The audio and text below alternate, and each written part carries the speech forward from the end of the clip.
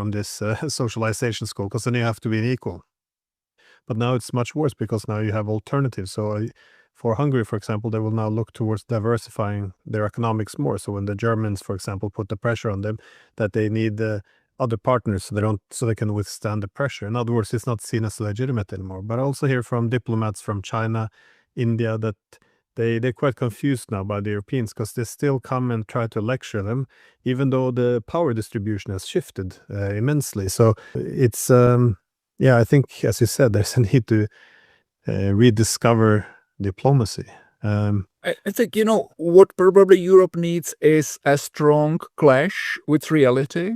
Unfortunately, it may take long, it may take still years because, people like yourself and others, people you invite to your dialogues are clearly aware of it.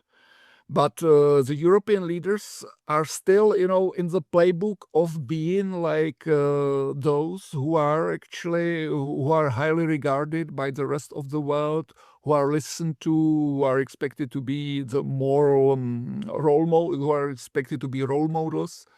It's no longer the case, and still, I would say there is still a possibility to make some sort of reflection. But if not, the reality will prevail.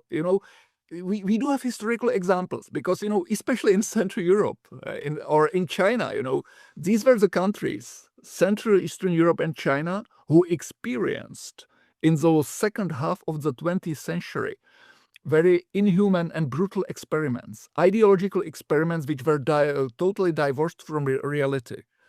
I mean, the Cultural Revolution, the Great Leap Forward, or the socialist experiments in the economy in Eastern Europe. I mean, Czechoslovakia was actually badly damaged by these things in the 50s, in the 60s.